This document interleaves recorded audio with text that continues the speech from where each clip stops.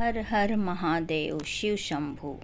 हरितालिका तीज व्रत की पौराणिक कथा मानी जाती है और इस व्रत को करने वाली महिलाएं विशेष रूप से अपने पति की लंबी आयु, समृद्धि और सुखी वैवाहिक जीवन की कामना करती हैं। इस व्रत के साथ जुड़ी पौराणिक कथा इस प्रकार से है। पौराणिक कथा का वर्णन प्राचीन समय में हिमालय पर्वत के राजा, जिन्हें हम हिमालय के नाम से जानते हैं, उनकी पुत्री पार्वती अत्यंत सुंदर, विद्यावान और तेजस्वी थी। पार्वती ने अपने बचपन से ही भगवान शिव को अपने पति के रूप में पाने का संकल्प कर लिया था। भगवान शिव जो तपस्वी, त्यागी और ब्रह्मचारी थे, हिमालय पर तपस्या कर रहे थे। पार्वती ने उन्हें देखकर निश्चय किया कि वे केवल शिव जी को ही अपने जीवन साथी के रूप में स्वीकार करेंगी। पार्वती ने भगवान शिव को प्रसन्न करने के लिए घोर तपस्या की। उन्होंने दिन रात एक पैर पर खड़े रहकर कई वर्षों तक कड़ी साधना की। उनकी तपस्या इतनी कठोर थी कि देवताओं को भी इस पर आश्चर्य हुआ। इस बीच पार्वती के पिता राजा हिमालय ने अपनी पुत्री के लिए एक योग्य वर की तलाश शुरू कर दी। उन्हें लगा कि भगवान विष्णु ने बेहतर कोई वर नहीं हो सकता, इसलिए उन्होंने पार्वती को विवाह भगवान विष्णु से तय कर दिया। जब पार्वती को इस बात का पता चला कि उनके पिता ने उनका विवाह भगवान विष्णु से तय कर दिया है, तो वे अत्यंत दुखी हो गईं। उन्होंने अपनी सहेली से अपनी व्यथा सुनाई और कहा कि वे केवल शिव जी को ही अपना पति बनाना चाहती हैं। सहेली ने पार्वती को सलाह दी कि वे अपने पिता के निर्णय का विरोध करें और तुरंत इस विवाह से बचने के लिए कोई उपाय करें।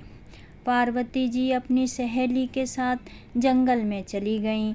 वहाँ उन्होंने घोर तपस्या की। उन्होंने भगवान शिव को प्रसन्न करने के लिए कड़ी साधना की। पार्वती ने निर्जल और निराहार रहकर कठिन तप किया। उनकी तपस्या से प्रसन्न होकर भगवान शिव प्रकट हुए और पार्वती जी से वर मांगने को कहा। पार्वती जी ने भगवान शिव से उन्हें पति के रूप में मांगने का वरदान मांगा। भगवान शिव ने उन्हें इस वरदान के साथ आशीर्वाद दिया कि वे उनके पति बनेंगे। इस प्रकार पार्वती जी की मनोकामना पूर्ण हुई और उनका विवाह भगवान शिव से संपन्न हुआ। इस घटना के बाद से ही हरितालिका तीज का व्रत शुरू हुआ, जिसे महिलाएं विशेष रूप से अपने पति की लंबी आयु, सुख और समृद्धि के लिए करती हैं। इस व्रत का नाम हरितालिका इसलिए पड़ा क्योंकि पार्वती जी की सहेली ने उन्हें उनके पिता के घर से हर कर अर्थात चुरा कर उन्हें एक अज्ञात स्थान पर ले जाकर भगवान शिव की आराधना के लिए प्रेरित किया था। व्रत की विधि और महत्व। हरितालिका तीज व्रत में महिलाएं दिन भर निराहार और निर्जल रहकर व्रत करती हैं।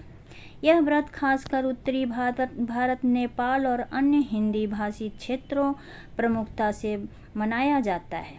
व्रत के दिन महिलाएं स्नान करके स्वच्छ वस्त्र धारण करती हैं और भगवान शिव और पार्वती की मूर्तियां या चित्रों के सामने व्रत की पूजा करती हैं।